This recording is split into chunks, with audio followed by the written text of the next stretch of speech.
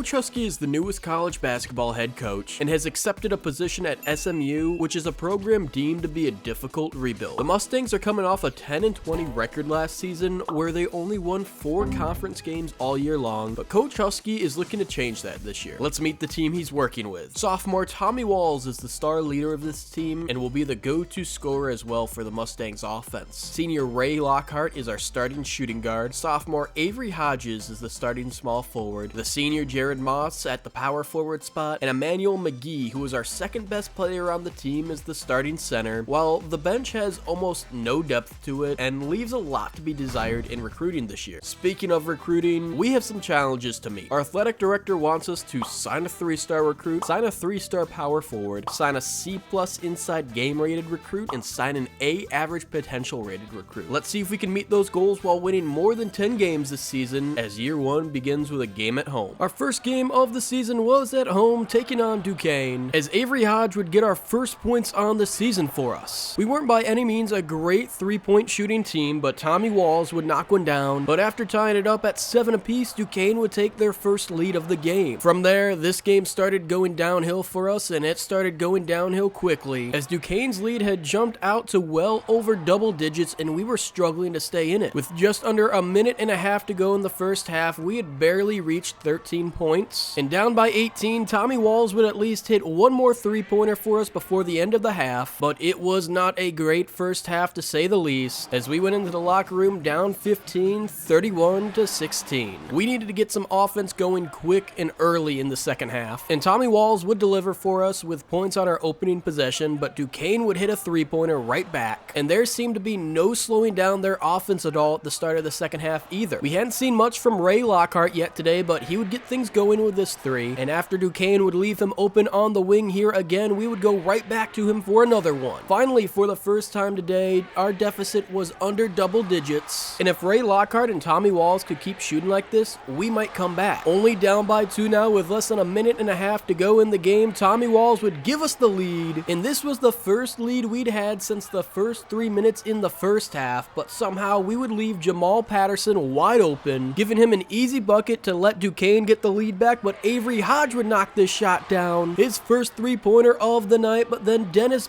Betts would come back with this shot. I don't know how he managed to knock that down, but we were down by 1 and needed this layup to fall, and it wouldn't go. And with not enough fouls left to get Duquesne to the free throw line, we would end up losing the opening game of the season by 1 point to them. Both Tommy Walls and Ray Lockhart had a fantastic second half shooting performance for us, but we weren't going to win many games if we shot 43% every night this season. We would follow that game up with a close 3-point win over Binghamton, and then an embarrassing 22-point loss to Vermont. Hopping into recruiting, we were looking at 3-star power forward Bobby Copeland, 3-star small forward James Lewis, and 3-star shooting guard James Roberts. After going on a 3-game winning streak the next week, we managed to get all 3 commits to sign in just the second week of the season. That left us 48 points remaining, and we were going to go after 3-star center Richard Pearson. It was now time to hop into the month of December of non-conference play, and despite 2 ugly losses to start the season, we were sitting pretty decent at 5-2. We were hitting the road, headed up north to Chicago, and taking on a team in DePaul, which was considered our toughest opponent yet. They would get things started with the first points on the night, but Jared Moss would be on the offensive board, going to the free throw line, but could only knock down 1 of them. But it wouldn't take long for us to get our first lead of the day, courtesy of Tommy Walls, as he would knock down that 3-pointer, and then it was Ray Lockhart's turn to get one in, as halfway through the first half here in Chicago, we had gone up by double digits over the Blue Demons. Our lead was steadily growing, but DePaul was doing their best to stay in this game, and despite getting one last bucket here before the end of the first half, it was still a dominant performance for us, as we would head into the locker room with a 15-point lead. Our starting rotation played the entire first half for us tonight, so we were going to let the bench unit come out and play the entirety of the second half unless it got close. Now that they had a couple games under their belt and some experience playing, hopefully they played a little better than they did against Duquesne, and clearly that looked to be the case, as they were not only maintaining our lead, but throughout the entire second half, our lead had only decreased by 2 points. Somehow DePaul still thought they could win this game as they'd send us to the free throw line, but it wouldn't be enough, as we would let time run out here in Chicago, and we would pick up this big time win over DePaul with a 15-point victory over them on the road. The road trip would continue as we headed out west, and with only 3 non-conference games remaining after this one, it was important we were going to win as many as we could. Jared Moss would get things started for us with the first points of the night, and I was surprised to see Avery Hodge sitting in the corner as he would end up knocking down this 3-pointer for us. Not a great 3-point shooter by any means, but a broken clock is right twice a day, and this might have been the second time that broken clock was right, as he would hit another 3 for us. And Avery Hodge's 8 points early on in this game would help us jump out to an early lead over Nevada, as now it was Lockhart's turn. But once the bench unit came in for us, it was no surprise that we quickly stopped scoring as much. We were still up by double digits, however, and Vontae Hobbs was the one strong piece coming off the bench for us, as he would be the go-to guy in the second unit who helped us keep this double-digit lead headed into halftime by 15. Since we were up by so much, we decided to keep the second unit in to start the second half again, and it would be Vontae Hobbs here who would get us started in the second half with this mid-range jumper. But this second unit had only scored 4 points in almost over 4 minutes to start the second half, so that meant it was time to bring back in the starters to finish out the rest of the game for us. I don't know why Nevada, who was down by 14, all of a sudden decided to start intentionally fouling us, as 55 seconds wasn't going to be enough time to come back, and that seemed to rub Coach Husky Nation the wrong way, so he gave his team the green light to start chucking up threes. Can't imagine Nevada really liked it that much, but that's what they get for fouling well down a lot, as we would wrap this game up with another victory, taking the 16-point double-digit win over the Wolfpack with an 11-point performance from Vontae Hobbs off the bench for us. We had recruited Richard Pearson enough now that we had the opportunity to invite him to a game, and we would schedule his visit for us against Marshall. We unfortunately would follow that up with a loss at home to Charleston State, but would look to end non-conference season play with a win against Nebraska. Unfortunately, however, I tried playing this game 4 times and it would keep freezing, so we just eventually had to go to Simcast, where we would get the 89-57 victory. That would now bring us to January, which meant it was time for conference play, where we were currently sitting at 4th in the conference at 10-3, with senior Ray Lockhart and sophomore Tommy Wells being our 2 leading scorers. Our first game of conference play was going up on the road against Rice, and we would get a close 3-point victory over them, and would follow that up with a surprising almost 20-point victory over Memphis. It was now time for our home game against the Marshall Thundering Herd, where hopefully a win could help us climb the ladder on visiting prospect Richard Pearson. This game did not get out to a great start for us, as Marshall was on the boards early and often, and it took us almost a whole 2 minutes to find our very first points of the night, and it was only a free throw, not even 2 of them. Almost 3 minutes had gone by now, and we still hadn't gotten a bucket on offense, but finally that would change right before the 3-minute mark, as Ray Lockhart would hit this 3-pointer for us. Once that shot fell, it was like a domino effect for our offense, as we would tie it up at 10 apiece, and then on the fast break, Sam Poe would knock down this 3-pointer to give us our first lead. Contrary to early in the season, the bench unit was starting to play fantastic for us, as they really gave us this spark in the first half that allowed us to get ahead of Marshall. I can honestly say if it wasn't for our bench unit this game, we might not have had the lead headed into halftime, as the starters would come back in and Tommy Walls would be left wide open for 3, and what was once a nightmare start for us to this game was now a 7-point lead headed into the second half. I was hoping that our starters could keep up the same intensity here that the bench unit did in the first half, and it looked like they had, as we'd gotten out to a double-digit lead over Marshall. They were trying to claw their way back into this, but the shooting from our bench tonight kept up through the second, and to add on top of that, we didn't seem to miss any shot in the second half, no matter how crazy it was. Even though this game started out really poorly for us, I was super proud of how our second unit helped bring this game back to life for us, as we would get a very important win here at home with our 1 recruit remaining on a visit. Speaking of that recruit, we did gain some interest from the visit, but with 0 points remaining, it did not look like we were going to land him at all this season. On the bright side though, James Lewis, who was one of our first recruits that signed with us, had jumped up from a 3-star to a 4-star caliber. The following week, we would see another huge blowout win against Memphis on the road, another very close matchup with a 2-point victory over Rice, but then our first conference loss of the season would come at the hands of the UAB Blazers. For the very first time in this series, we were ranked in the top 25, but it might be tough to hold that ranking in this next upcoming upcoming matchup as we were getting ready to take on the top team in our conference in the UCF Knights. We would try to get some motion offense going early here against UCF's 2-3 zone, as it would be Ray Lockhart coming across the baseline and turning around to hit this fader, getting us on the board first and early in this matchup, but UCF would respond right away. But we would keep feeding Ray Lockhart the ball as he got on fire to start this game. That three-pointer, the first of the night, and why not followed up with another one from Tommy Walls, as the floodgates seemed to open from there from beyond the three-point arc for us. Knocking down 3 in a row, why not make it 4 in a row in the third of the night for Lockhart, as our starting shooting guard would have 11 of our first 16 points on the night so far, with Emmanuel McGee getting to the free throw line to make this a double-digit lead. But UCF was not going away, as they would cut it back down to only 5 points before halftime, and that is where this lead would stay for us as we headed into the second half with a 5-point lead over the Golden Knights. We wanted to try to get this lead back up to double digits early on, and we were off to a good start, coming away with a huge defensive play. That steal by the big man Emmanuel McGee leading to some early and easy points for us, but UCF was still managing to keep it only a 5-point lead, as we would almost lose the ball there, but Vontae Hobbs would pull up from deep, with that three-pointer giving us some energy to the offenses on the fast break. It would be Sam Poe's turn for 3, finally getting our lead back up to double digits over UCF, as we had an 11-point lead with just over 3 minutes to go. But speaking of 3, UCF would cut it right back down to 8 with a three-pointer of their own. Despite their efforts though, we would not miss from beyond the arc here in the second half, as we would manage to hold on to this lead here at home, walking away with the victory over the top team in our conference. Despite dropping our game against Tulane and dropping out of the top 25 the very next day, we were now sitting atop of the Conference USA standings. And although we were at home for another conference matchup, with this being our first one on CBS, Tulsa was still in the mix for the conference and could put up a very tough fight against us. This was our first game on national television and a chance to show the nation what we were about. And so far, we were off to an early 7-0 lead, as it would take almost 4 minutes for Tulsa to score. After that, however, it would be an extremely tough couple of minutes for both teams here when it came to scoring, as with under 2.5 minutes to go in the first half, we had only reached 11 points, and Tulsa had managed to get their way back into this game after a slow start against us. Thankfully, the 3 balls were starting to fall, as Tommy Walls would knock down another one, and we would be up by 6 over Tulsa, as they would get one last shot to try to fall before halftime. And with that shot not falling, that would bring an end to a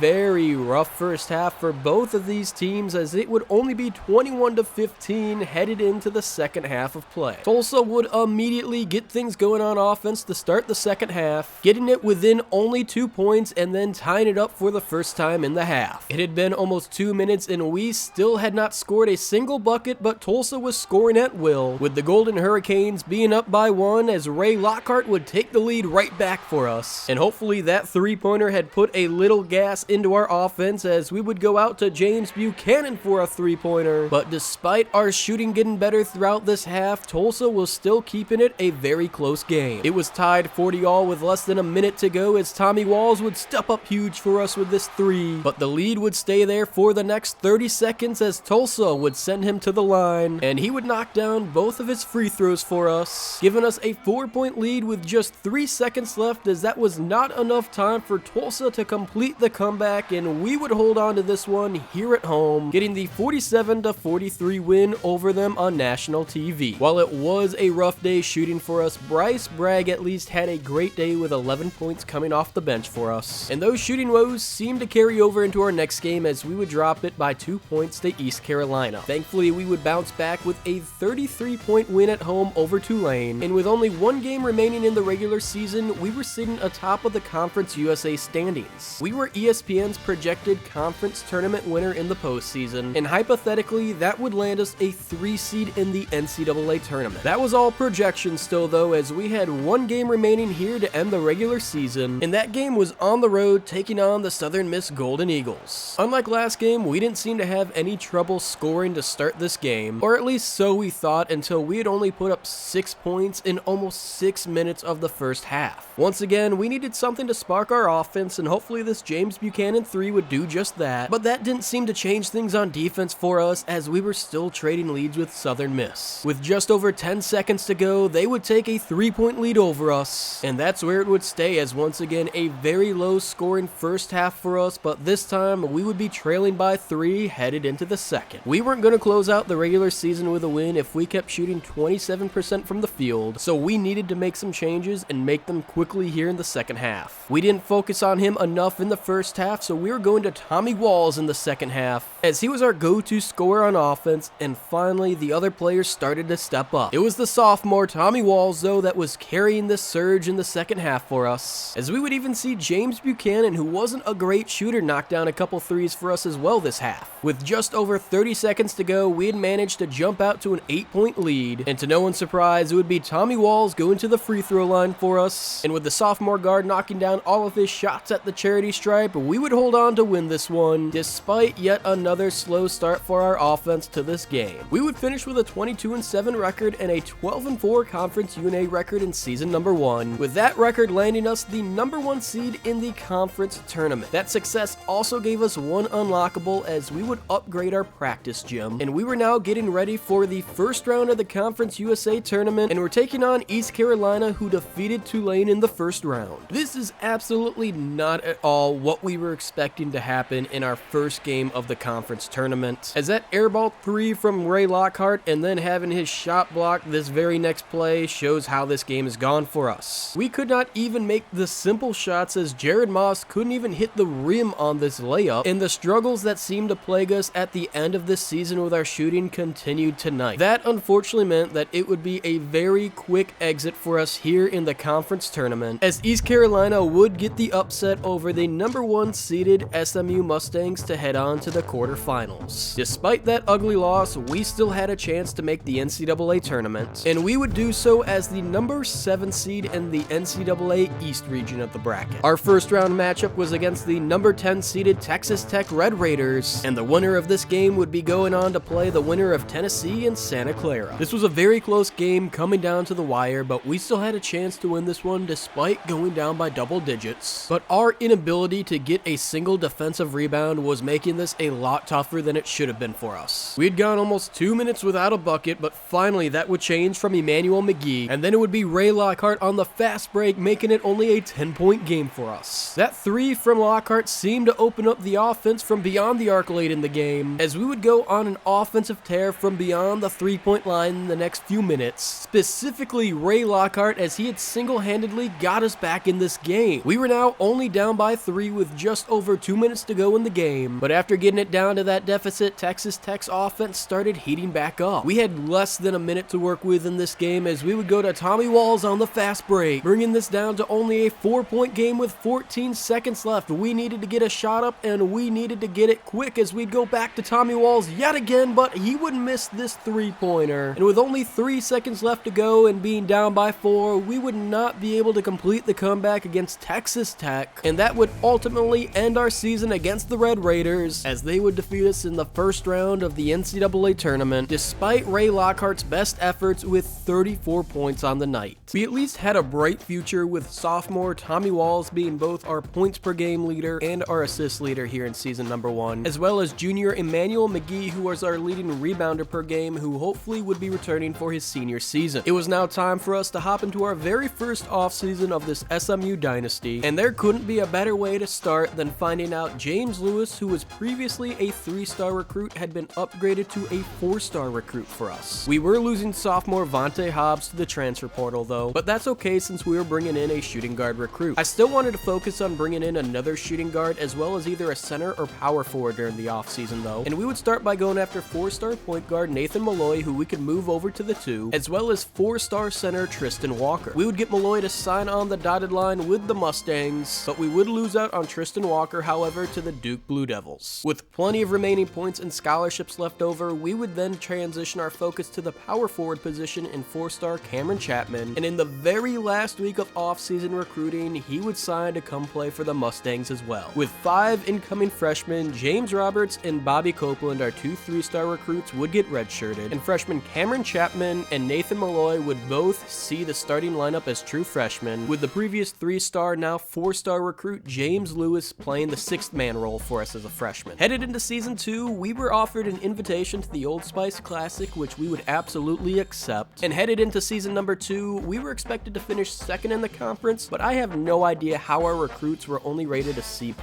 We had 2 scholarships and 161 points to work with this season, with our recruiting focus being on the center position. In off-season training, we would heavily focus on shooting with our backcourt, and we would do an even spread with our front court, but would slightly focus on their defense. With 2 freshmen starting for us this year, we would spend most of the off-season training with the starters, and after that, it was finally time for us to start season 2 here with SMU. And just taking a glance at the calendar, we had a very tough month to start the season.